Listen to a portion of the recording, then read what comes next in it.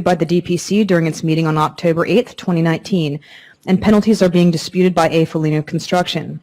Staff received 2 AVRs from Peoples Gas regarding line strikes that occurred on June 3rd and June 4th on Smallman Street in Pittsburgh City, Allegheny County. Peoples Gas admitted that the first strike occurred because their line was not marked, and the DPC penalized Peoples for violating Section 25I. However, the second AVR submitted by Peoples Gas states that the damage on June 4th was a strike on the same line as the previous day, which was then marked. Also, it was Peoples Gas rather than the excavator that notified 911. Therefore, the DPC penalized A. Foligno Construction for violating Section 5, Paragraph 4 and Section 5, Paragraph 8 of Act 50. A. Foligno Construction states that they are unaware of a second line strike. The project owner is Pittsburgh Water and Sewer Authority. Is anyone present from A. Foligno Construction? Please Please come up to the podium and state your name and your title, and please speak directly into the microphone. Thank you.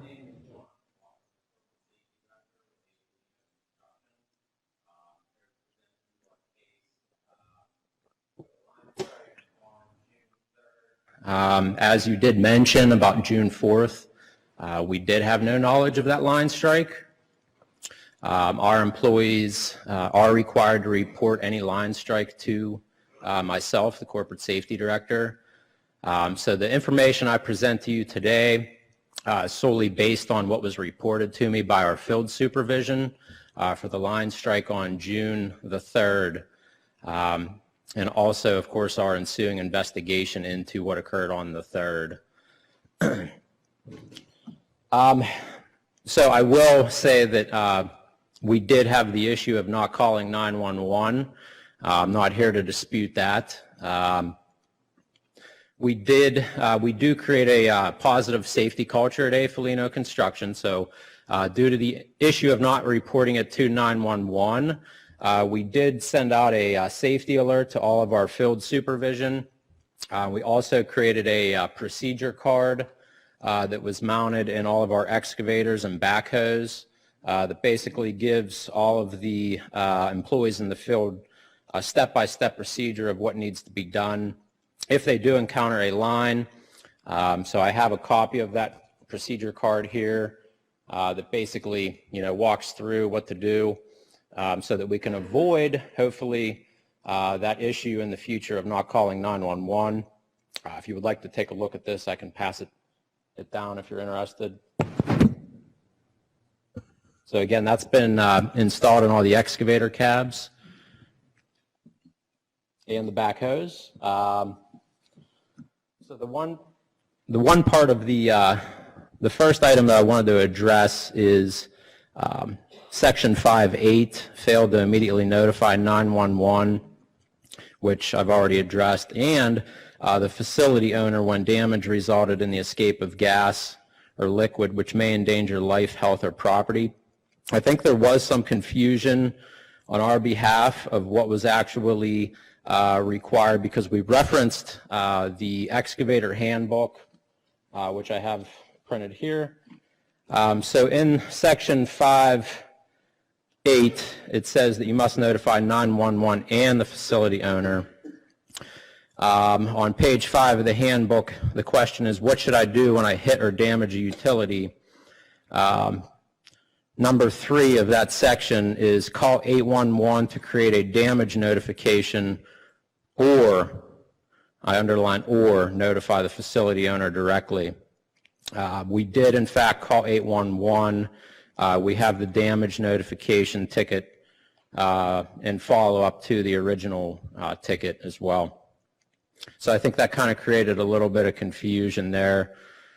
So I guess what we're looking for is perhaps some type of reduction due to that first fine of $1,000, including 911 and contacting the facility owner. I think that it could be kind of confusing what's in the handbook. And then as far as the actual line that we did encounter on June 3rd, it was already mentioned that, we received the all clear. There was no indication that there was a gas line. People's, basically said that we were in the clear, so we did encounter that line, which was not marked, on June the 3rd.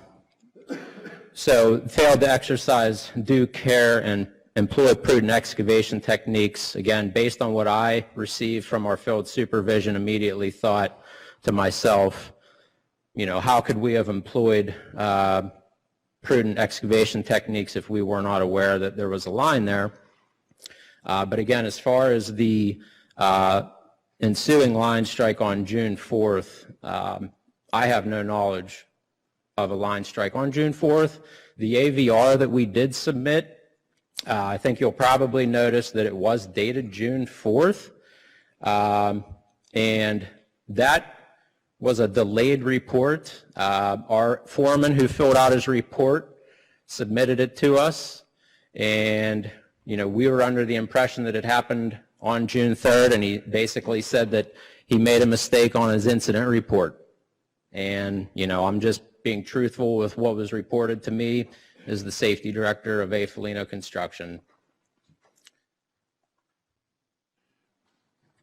Okay, any questions for Foligno Construction?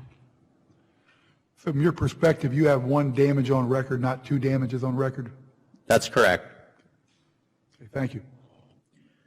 Okay, your earlier comment that it says or for the 911 or the facility owner, the law specifically states and the facility owner.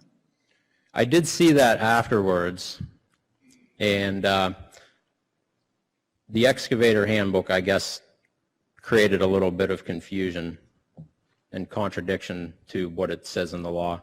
If you're looking at one that was created prior to the new law, it may be, but again, the Common Ground Alliance also states that. There's also federal law that if you do not notify 911, that you are apt to get a $1 million fine as a result of a Moon Township, Pennsylvania incident back in 2000. Congressman Murphy passed the law back then because of that situation.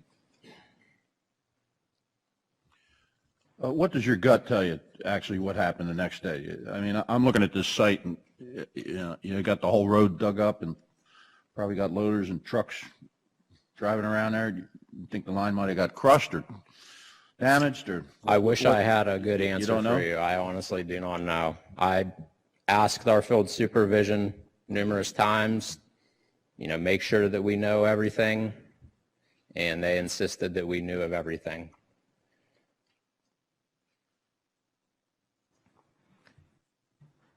Okay, any further questions? Thank you for coming. You may be seated. Ms. Scherfler? Is there anyone present from Peoples? Please come up to the podium, state your name and your title, and speak directly into the microphone. Thank you. Hello, Charles Brazier, Supervisor, Damage Prevention. So first and foremost, there were two damages, one on the 3rd, one on the 4th. We thought we were only getting called for the one on the 3rd, but I will speak as far as the 4th. The damage on the 3rd, that was a energized abandoned service line. Went to an empty lot. We had no record of it. We assumed that it was cut at the main when they abandoned that line. However, it was cut at the curb, and the records were lost. Therefore, we do take that blame for that unmarked service line. So that was the very first one on June 3rd. The second one in question, June 4th.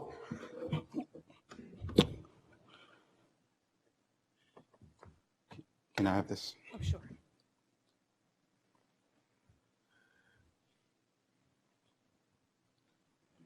All right, as you can see, this is our internal damage screen. There's two damages for 1400 Smallman, one on the 3rd, one on the 4th.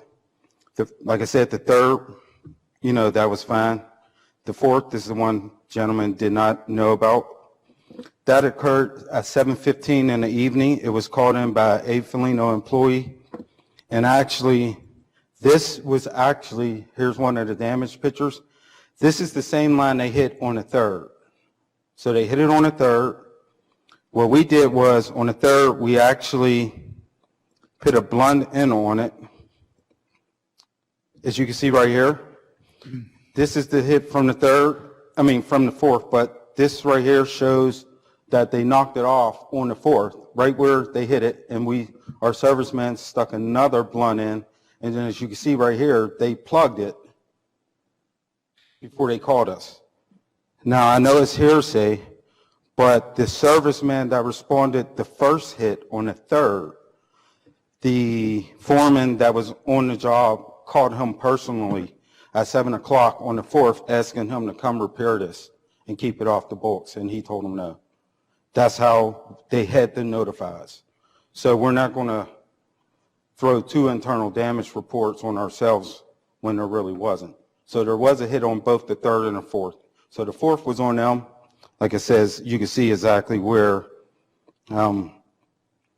what they did. That was the serviceman. We since have cut this off at the main. We couldn't do it on the 3rd because of all their equipment and how the road was dug up. So we had to wait until they were done with their work to go back and retire it officially at the main, and that has been done. But this shows the 2 damage, this is from the 3rd and that's from the 4th. And on the 4th, we did actually mark it on the 3rd because we knew it was there. So they knew the line was there as well. And they only hit it a foot away from where they hit it the previous day.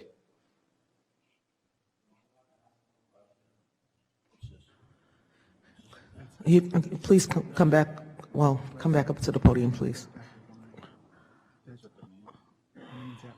I was just curious if if there was indications that the excavator bucket actually knocked the cap off, or perhaps backfilling, like the stone, They left it there for, knocked the cap off. I can't tell by the. they put a cap on, that's their cap. No, if you look, this is actually ripped right here. If it was stone, it would not have ripped that like that. That's a bucket damage right here. And who was it that came back from, who actually did this repair? We called a crew out that night. called the crew. Felino was the ones that plugged it and taped it until we arrived on site the second night. And that was in the evening. The first hit was in the daytime hours. The second one was 7 in the evening. And who was it from Felino that plugged it? Do you know who? I do not know which employee from Felino. It was plugged when we arrived on site. Okay, thank you. So this picture here is the repair of the second time on the 4th, correct? Correct. That's the second repair for the damage. Can you show me a picture of the repair on the 3rd? Sure. Let me pull that one up.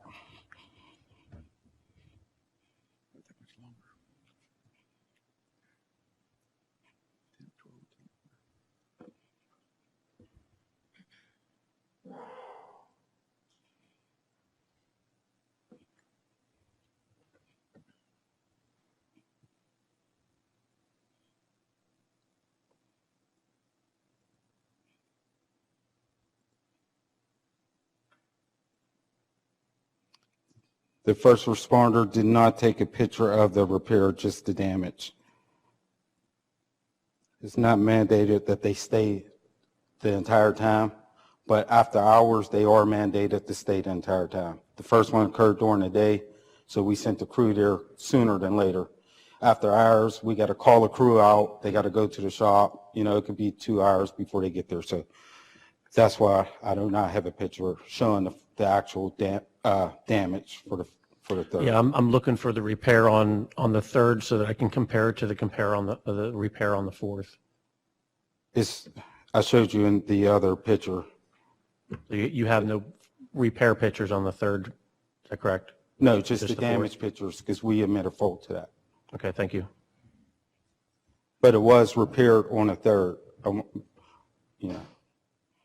No, I understand. I was just looking to see if we had any pictures to compare, that's all. Okay. How far is that stub cap from the main on the repair you made from the 4th?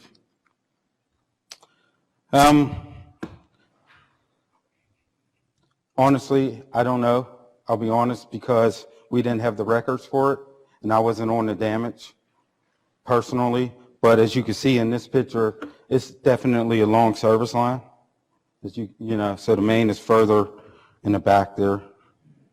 Yeah, I guess that's my point. If you're going to truly claim this to be abandoned, it should be plugged right at the main. Wouldn't that be your procedure going forward since last April, I guess? I did state that, but this was retired before then. This was abandoned years previously. But we do retire at the main. This one was just missed. Unless we know they're going to rebuild, then we will retire it at the curb and use that same tap. So this was abandoned before the law went into effect. Oh, And just we want just to lost the record. clarify something here. You're using the word abandoned, but the line was in service and pressurized. Right, I said it was So the definition says physically disconnected. It wasn't physically I disconnected. said it was energized, correct. I said we dropped the ball. We cut it probably at the curb when they cut it years ago.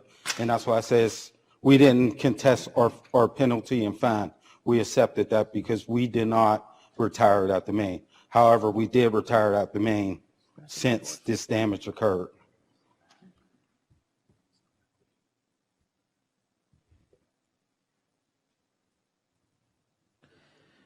Okay, any further questions for Peoples?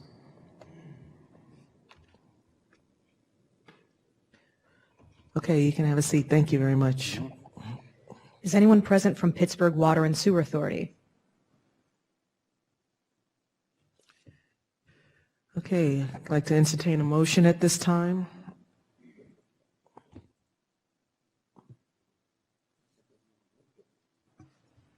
Motion to accept the investigator's recommendation as presented. Second. The motion has been seconded. Any further discussion? I'd like to take a vote. All in favor? Aye. All opposed? Any abstentions? The motion carries.